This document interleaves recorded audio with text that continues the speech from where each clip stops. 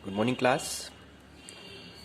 पिछले चैप्टर्स में हमने chapter 1 real numbers chapter complete किया था।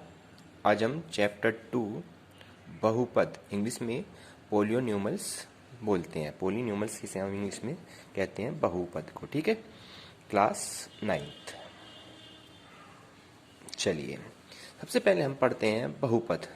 आपका पोलियोन्यूमल्स यानी बहुपद होता क्या है। वह बीजीय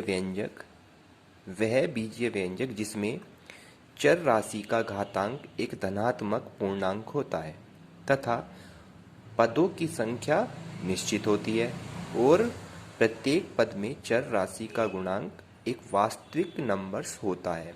फॉर एग्जाम्पल ले लेते हैं, जैसे नंबर है x³ + x² + 3।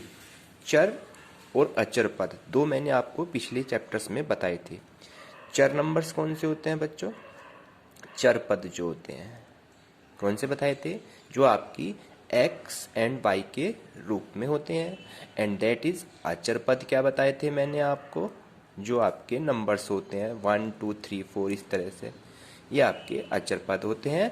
And that is ABC भी आपके अचर पद के रूप में होते हैं।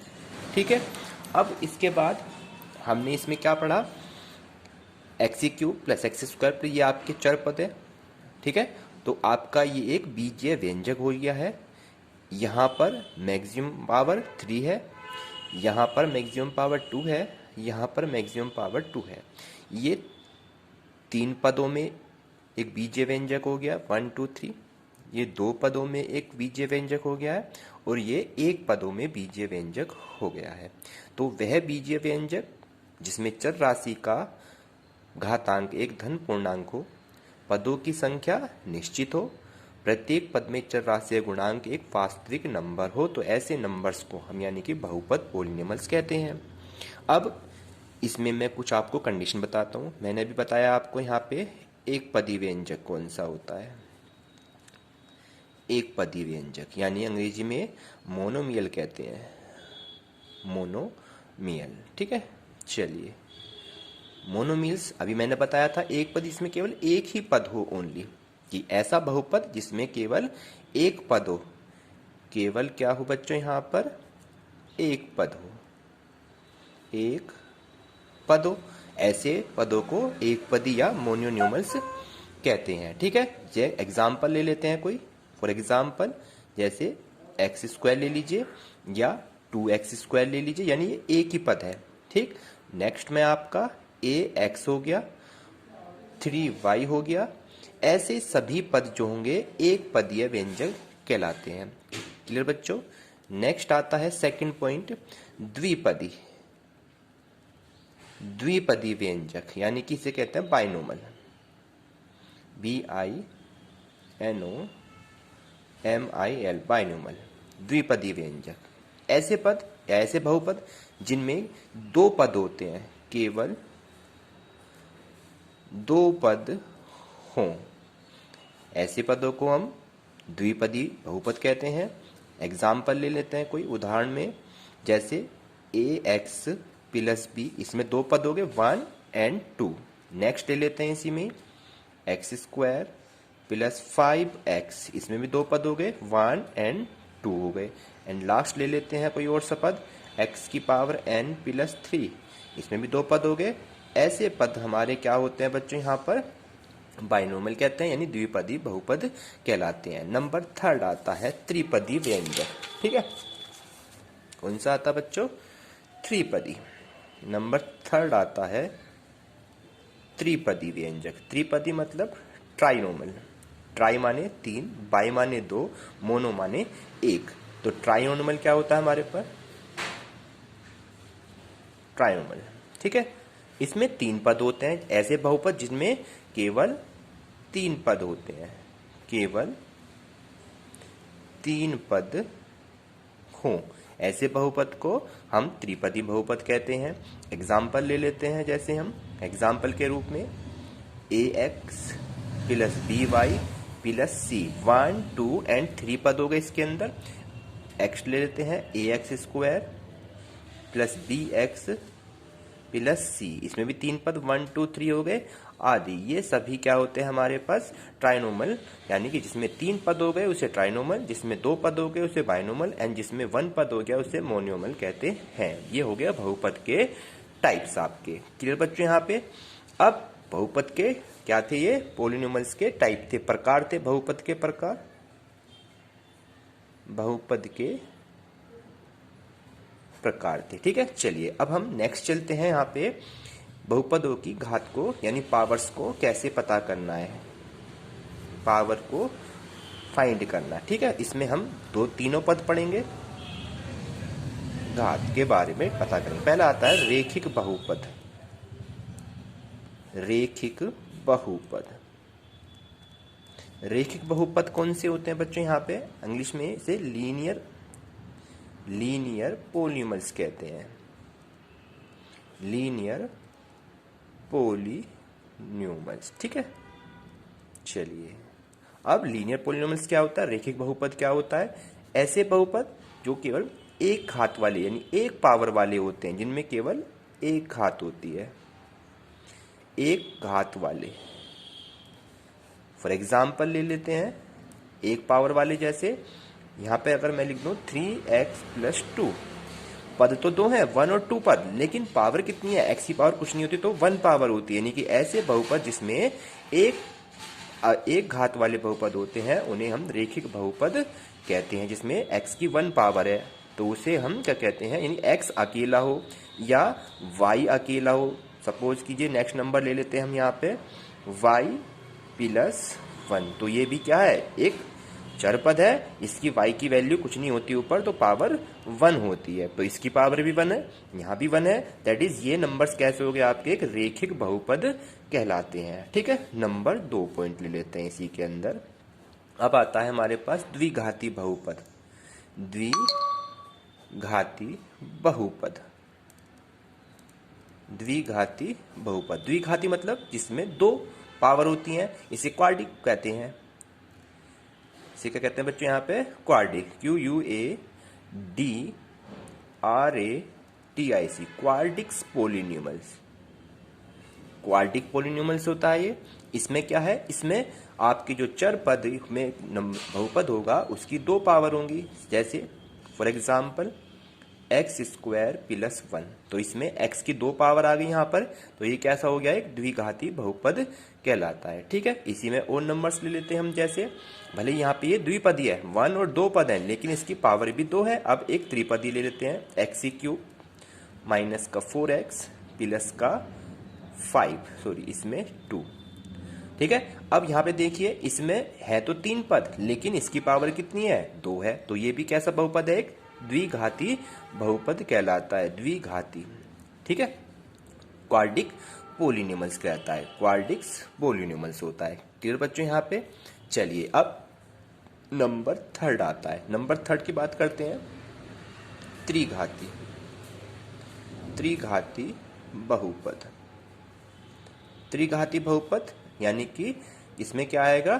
क्यूबिक पोलिनोमल्स, ये होता है क्यूबिक पोलिनोमल्स। ठीक है, फर्स्ट वाला लीनियर, सेकंड वाला क्वाड्रिक, थर्ड वाला क्यूबिक।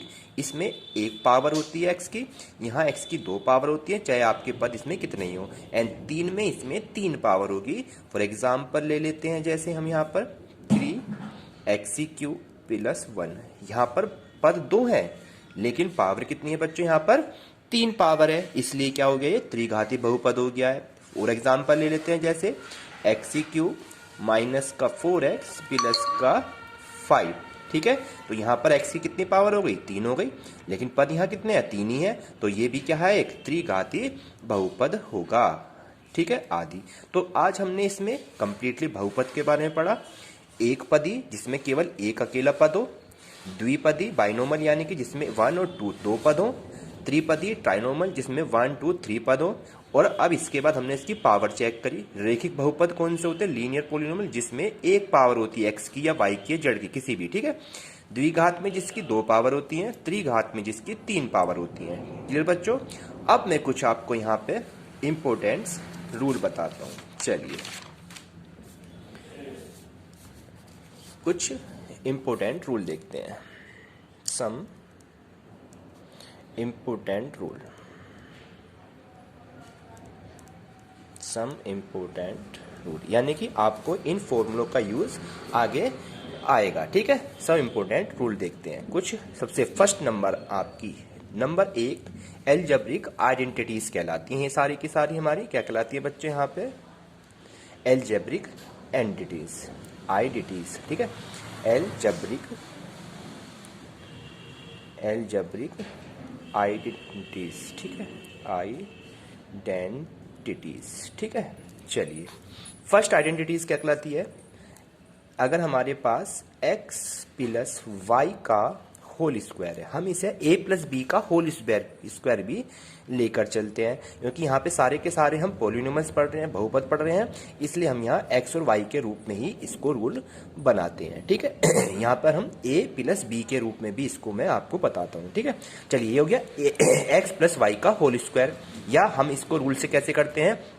a प्लस बी का होल स्क्वायर, यानी कि हम अब तक हमने पढ़ा है a प्लस बी का होल स्क्वायर, यानी a x हो गया, b y हो गया। तो दोनों फॉर्मूले सेम है, बस यहाँ पे नंबर्स ये पॉलिनोमियल्स के फॉर्म में हो जाता है हमारे पास, यहाँ a और b के फॉर्म में है।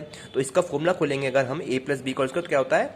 a का स्क्वायर प्लस b का स्क्वायर प्लस 2ab, ये हमारा रूल होता है। ठीक है बच्चों, अब बिल्कुल सेम एक्स वाई की फॉर्म में खोलेंगे तो x का स्क्वायर प्लस वाई का स्क्वायर प्लस 2xy, ये हमारा क्या था? बहुपद की फॉर्म्स में था, एक्स वाई के रूप में, और ये ए बी के रूप में। दोनों रूल आपके सेम है। क्लियर समझ में आया बच्चों? तो ये फर्स्ट रूल हो गया आपका, अगर हम इसे बहुपद के रूप में लिख रहे हैं। तो मैं आज आपको बहुपद की फॉर्म्स में ही सारे फॉर्मूले में याद करवाऊंगा, यानी एक्स और वाई के रूप में। आप उसे ए और बी के रूप में समझे या एक्स वाई के रूप में, दोनों सेम है। चलिए सेकेंड रूल, चलिए पहला सेकेंड है, ये था प्लस में, अब है माइनस में। x माइनस वाई का होल स्क्वायर क्या कहता है? a का स्क्वायर प्लस b का स्क्वायर माइनस 2ab हो जाता है, यानी 2xy हो जाता है। यहाँ पर प्लस का था तो प्लस का 2xy, यहाँ पर माइनस है दैट इज माइनस का 2xy हो जाता है। तो x square plus Y square minus का 2xy।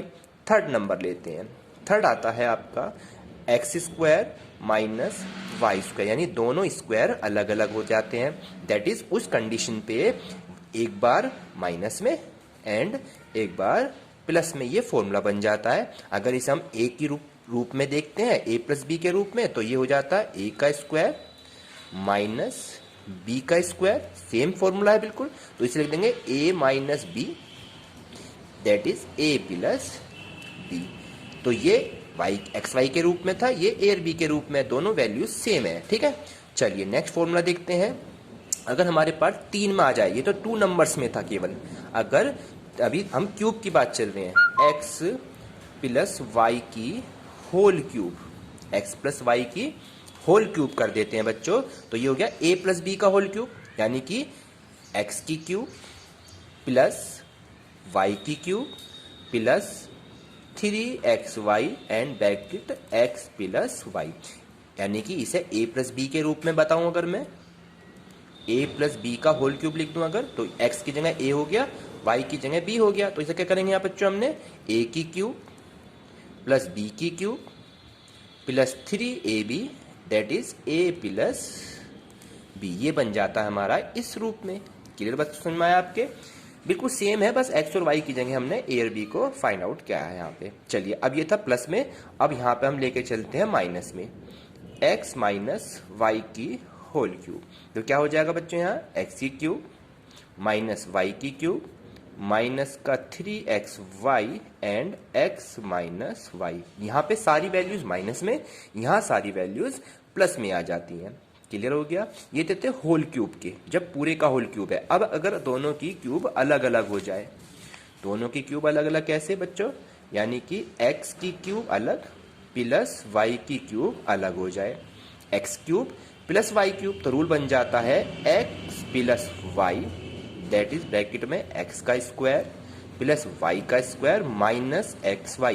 अगर प्लस है तो प्लस यहाँ पर अंदर माइनस, और अगर बाहर माइनस है, एक्स की क्यूब माइनस वाई की क्यूब का रूल पूछे, तो यहाँ पर माइनस आ जाएगा बाहर, एक्स माइनस वाई, और अंदर सारे पॉजिटिव्स हो जाते हैं। एक्स की स्क्वायर प्लस वाई का स्क्वायर प्लस एक्स वाई। दोनों रूल बिल्कुल सेम एज इट इज है, बस यहाँ प्लस है तो प्लस, अंदर माइनस, यहाँ माइनस तो बाहर माइनस और अंदर प्लस हो जाते हैं सभी वैल्यूज। ठीक है बच्चों, अब इसमें मैं आपको ये तो दो नंबर्स में, सभी 2 नंबर्स में चलने हैं।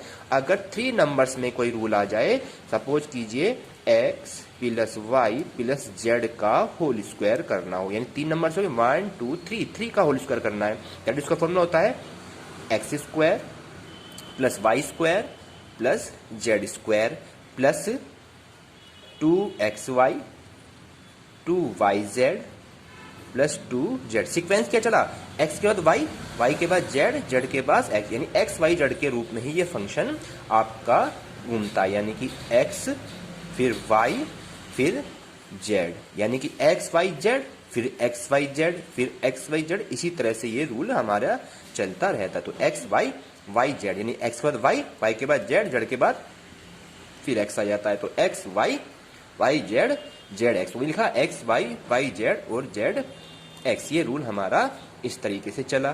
क्लियर बच्चों, ये था स्क्वायर के रूप में। अगर यहीं पे सपोज करो ABC की फॉर्म ले लूं मैं, तो बिल्कुल सेम एज इट इज, तो ये हो जाएगा a का स्क्वायर प्लस b का स्क्वायर प्लस c का स्क्वायर प्लस 2ab bc, यानी कि 2bc प्लस 2ca, ये हमारा रूल बन जाता है। क्लियर बच्चों, आपके समझ में आया। चलिए अब इसी में मैं आपको एक नेक्स्ट इंपोर्टेंट फॉर्मूला कराता हूं, वेरी इंपोर्टेंट फॉर्मूला है क्यूब के रूप में। किसके रूप में बच्चों, क्यूबिक के रूप में। ठीक है, चलिए क्यूबिक के रूप में कैसे होता है, अगर यहाँ पे हमारे पास x की क्यूब y की क्यूब प्लस z की क्यूब माइनस 3xyz दिया हुआ है, दैट इज इसका फॉर्मूला बन जाता है x plus Y plus Z bracket X square plus Y square plus Z square minus का एक्स वाई वाई जेड और जेड एक्स। अगर एक्स की क्यूब वाई की क्यूब जेड की क्यूब माइनस 3xyz है, that X plus Y plus Z X square Y square Z square minus X Y Y Z and minus का Z X, ये हमारा rule से बन जाता है। क्लियर हो गया बच्चों आपके। ठीक है, चलिए इसी में अब एक इंपोर्टेंट, अगर हम x plus Y plus z की वैल्यू 0 रख दें, इसी में अगर मैं एक रूल यहाँ पे बन जाता है हमारे पास, क्या बन जाता है बच्चों फॉर्मूला एक इसी में हमारे पास, चलिए देखते हैं।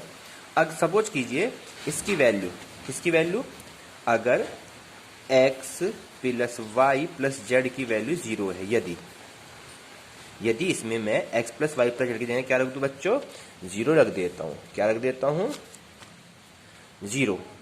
ठीक है, क्या रख देता हूं बच्चों, यहां पे मैं 0 रख देता हूं, दैट इज इसकी वैल्यू 0 हो जाएगी, तो इसकी 0 वैल्यू, तो पूरा फंक्शन क्या हो गया, ये 0 बन जाता है। और 0 होने पर ये किसकी वैल्यू बन जाएगी, यहाँ पे फॉर्मूला हो जाएगा x की क्यूब प्लस y की क्यूब प्लस z की क्यूब, और ये 3xyz इधर आकर प्लस का हो जाएगा, यानी फॉर्मूला हमारा अब ये बन जाएगा यदि इसकी वैल्यू 0 बन जाती है। तो ये सम इंपोर्टेंट कुछ फॉर्मूले थे हमारे पास, अब मैंने इसके सारे फॉर्मूले आपको कंप्लीटली करा दिए हैं। ठीक है बच्चों, अब इसकी मैं आपको कुछ एक्सरसाइज जो है 2.1 एक्सरसाइज के फर्स्ट क्वेश्चन इस तरह से मैं आपको बताता हूं। चलिए इसके क्वेश्चन चलो हम अब कल करते हैं। ठीक है बच्चों, ध्यान से करेंगे, इन सबको अपनी कॉपी में लिख के लाएंगे और मुझसे चेक कराएंगे। Thank you.